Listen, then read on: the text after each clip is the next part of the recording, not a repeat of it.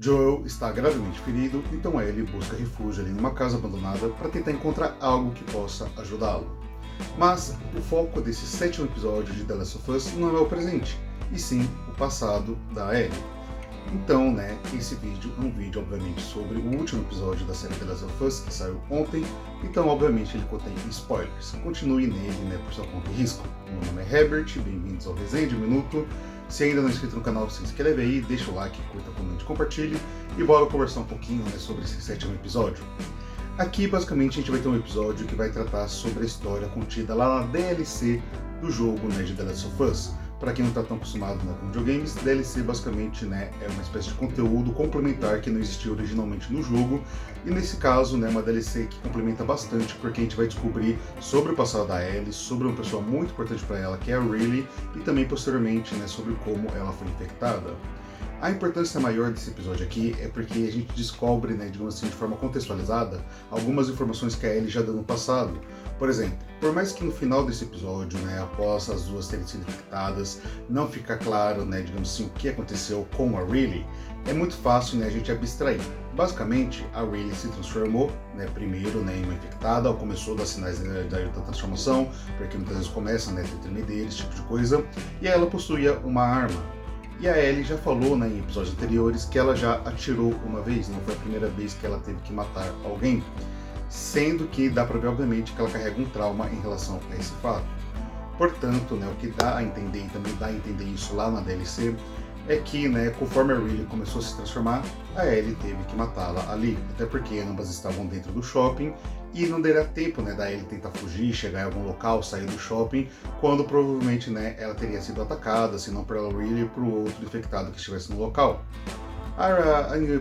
Por conta disso, ela teria matado a Riley e esperado a sua hora, porém a sua hora nunca chegou, obviamente porque ela é imune e também carrega esse peso, e esse peso é importante para a gente compreender muita coisa da Ellie que virá posteriormente, como ela carrega esse peso, esse fardo, novamente, comentando sobre o fato da imunidade dela, que é algo extremamente positivo, mas para ela não deixa de ser um fardo.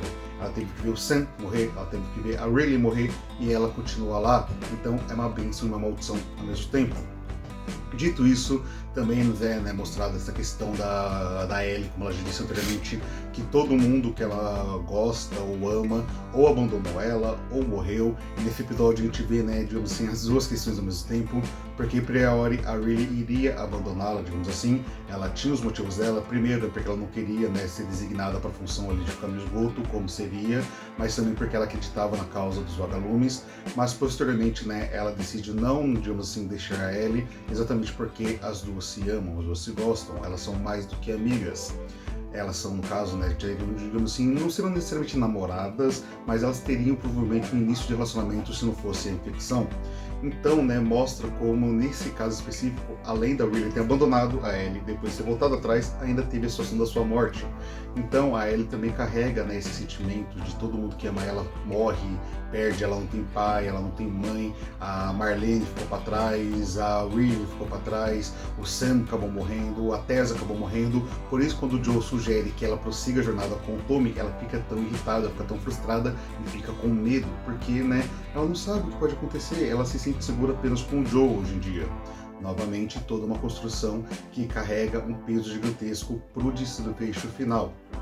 Então, esse é um episódio que, por mais que seja um flashback, ele vai corroborar com informações que a gente já teve no passado, bem como, digamos assim, ainda construir essa base para o futuro. Porque se a gente pegar algo que é, digamos assim, similar em todos os episódios da Last of Us até agora, é que basicamente todo episódio é triste. Até mesmo os episódios que têm situações felizes, bonitas, emocionantes, são tristes.